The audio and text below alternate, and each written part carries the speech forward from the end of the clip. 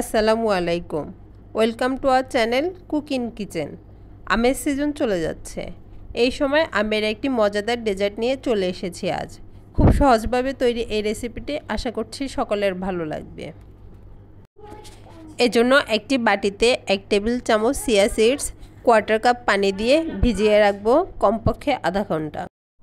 Chia সিডসকে বলা হয় superfood. গুণাগুণের দিক থেকে চিয়া সিডস এক ও অদ্বিতীয়। আমি চিয়া সিডসগুলোকে 1 ঘন্টার বেশি ভিজিয়ে রেখেছিলাম। ভিজানোর পর এই অবস্থায় এসেছে।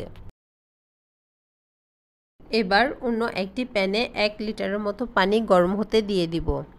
আর অন্য একটি বাটিতে নিয়ে নেব আধা কাপ সাবুদানা।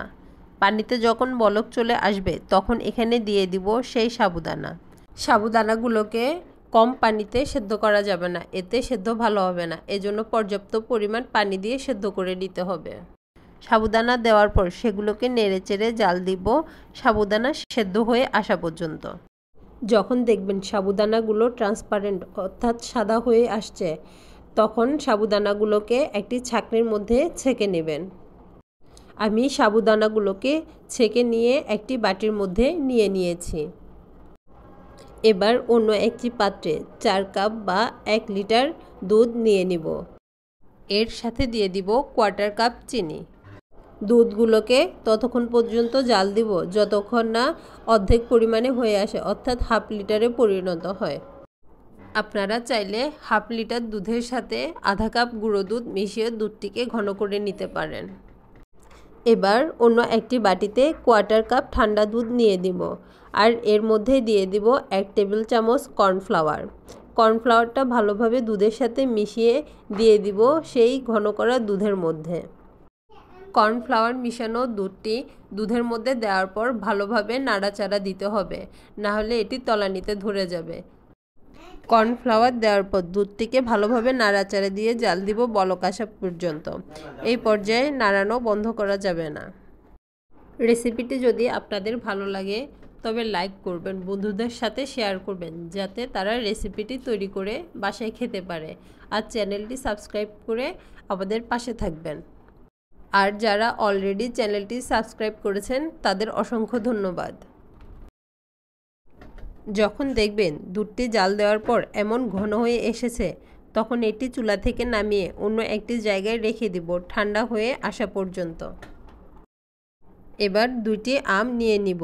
একটি আমকে ছোট ছোট কিউব করে কেটে নিব আর একটি আমকে ব্লেন্ডারে ব্লেন্ড করে নিব। আপনারা চেষ্টা করবেন এই ডেজার্টের জন্য পাকা এবং মিষ্টি আম বেছে নিতে। কম পাকা এবং টক আম হলে ডেজার্টটি খেতে ভালো লাগবে না। আমি এখানে আম্রপালি আম বেছে নিয়েছি।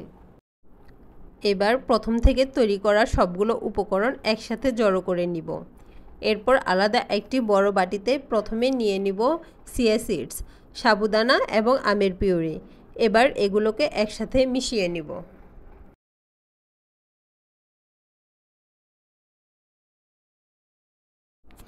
একসাথে মিশানোর পর এর মধ্যে দিয়ে দিব আগে থেকে তৈরি করে রাখা দুধের ক্ষীর। ক্ষীর দেওয়ার পর এগুলোকে আবার নেড়েচেড়ে মিশিয়ে নিব। এরপর দিয়ে দিব ছোট ছোট টুকরো করে কেটে রাখা আমগুলো দিয়ে আবার মিশিয়ে নিব। সবশেষে এর মধ্যে কিছু কিশমিশ ছিটিয়ে দিব আর দিয়ে দিব কিছু কাঠবাদাম কুচি। এবার একটি ছোট বাটিতে আপনাদের কিছু ডেজার্ট পরিবেশন করে দেখাচ্ছি। এই ডেজার্টটি এতটাই মজা হয় যে আমার বাসার ছোট বড় সকলেই এটি খুব পছন্দ করে। আমের সিজন শেষ হওয়ার আগেই আশা করছি সকলে এটি তৈরি করে খাবেন। আর কমেন্ট বক্সে আপনাদের এক্সপেরিয়েন্স শেয়ার করবেন। ধন্যবাদ।